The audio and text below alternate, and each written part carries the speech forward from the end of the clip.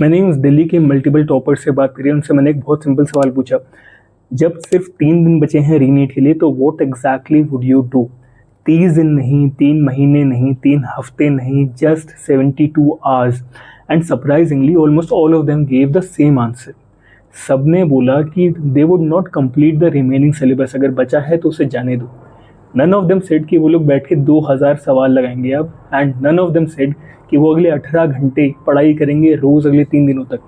Instead they focus on revision, confidence and avoiding silly little mistakes. तो इस video में आपको मैं दिखाऊंगा एग्जैक्टली कैसे एम्स के बच्चे यूज़ करते हैं आखिरी 3 दिन before we need to maximise their score, because at this stage marks are not gained by learning more, that is a myth.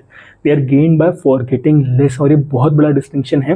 The first thing they would do is completely stop touching new chapters, कोई नया chapter नहीं छूएंगे। This is the biggest trap students fall into. 3 days before the exam, someone suddenly starts wave optics, suddenly starts biomolecules, rotation या coordination compounds from scratch, कुछ नहीं पता, that is suicide.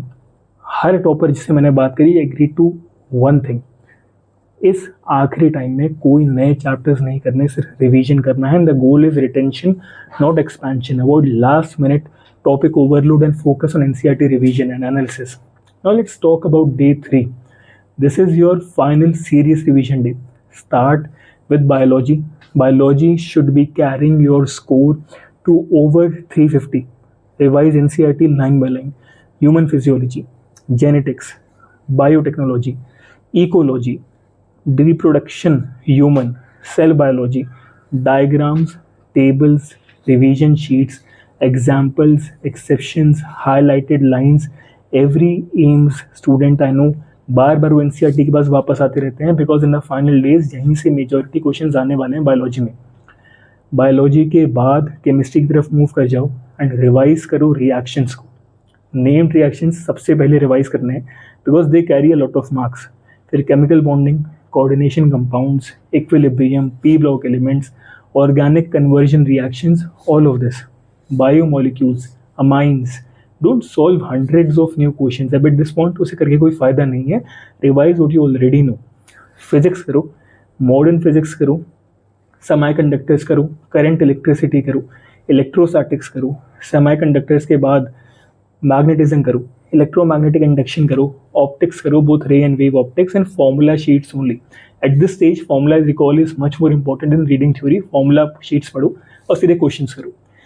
Day 3 में बस अपनी एरर नोटबुक को revise करो। हर गलती जो आपने करी है ड्यूरिंग द लास्ट 2 और 3 मंथ्स उसे दोबारा से पढ़ो, because students don't lose marks because of unknown questions, that is not what happens. They lose marks because of repeated mistakes. Now comes day 2. This is your full syllabus mock test day. एक बात बहुत ध्यान से सुनना, बहुत ध्यान से सुनना, ये मॉक टेस्ट जो है आपका स्कोर नहीं है, दिस इज फॉर स्ट्रैटेजी। एक पेपर दो, फाइनल पेपर दो, एग्जैक्ट एग्जाम कंडीशंस में, ठीक है, कोई चीटिंग नहीं, एग्जैक्ट 3 घंटे की क्लॉक, कोई पॉज नहीं, कोई सोल्यूशंस नहीं देखने, 3 घंटे। Be honest with yourself, exactly जैसे रीनीट में दोगे। एक बार हो गया, spend more time analysing than solving. Find out exactly where did you waste time, which section showed you कि आपको स्लो कहाँ पे हुआ, which silly mistake did you keep repeating, which chapters are still weak. This analysis is where marks are hidden. अधिकतर बच्चे जो हैं think that test increases score. That does not happen. The analysis increases score. The test only exposes the problems you are facing. Analysis fixes them. After the mock test, revise करो weak areas को, full chapter का revision नहीं करना, कोई unnecessary reading नहीं करना, इसका time ही नहीं बचा है। Target only on what is costing you marks. अब आखिरी दिन, the day before the exam. This is where students destroy months of preparation. They panic, they start watching random YouTube videos, random नई strategies देखने लग जाते हैं, discussion चालू कर देते हैं, random cutoffs देखने लग जाते हैं, comparison चालू कर देते हैं random लोगों के साथ में। और एकदम से क्या होता है कि जितना भी पिछले 3 महीने में, 4 महीने में कॉन्फिडेंस आता है, सब डिसअपीयर हो जाता है। The day before the exam should be your calmest day of your preparation. Revise करो, फॉर्मूला शीट्स को देखो, एरर नोटबुक को देखो, इंपॉर्टेंट रिएक्शंस को देखो, इंपॉर्टेंट बायोलॉजी फैक्ट्स को देखो, इंपॉर्टेंट एनसीईआरटी लाइंस को देखो, एक्सेप्शंस को देखो, एनसीईआरटी के हाईलाइटेड पॉइंट्स को देखो, and that is it.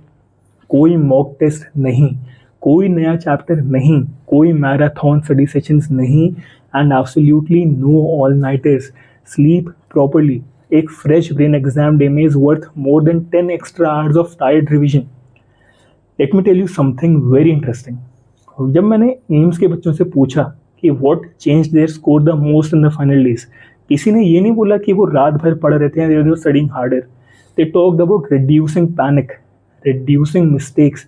They actually studied less. This increased their confidence. उनको अपने प्रिपरेशन पर भरोसा था.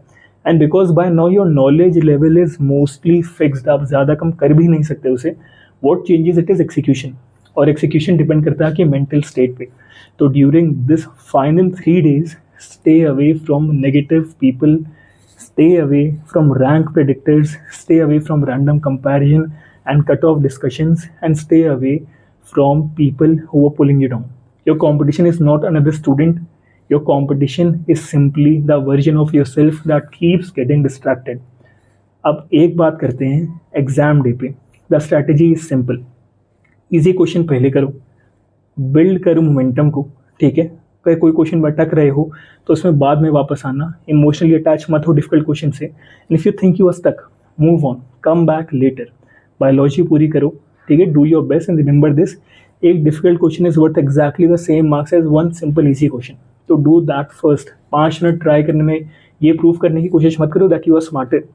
मार्क्स कलेक्ट करो and move on. And if the paper feels difficult, तो सभी के लिए डिफिकल्ट है, सिर्फ तुम्हारे लिए डिफिकल्ट नहीं है. Everybody is finding that paper hard. Good for you. The student who remains calm in a difficult paper usually beats the student who does slightly more but panics. तो अगर वीडियो पसंद आई तो सब्सक्राइब करो and see you in the next one.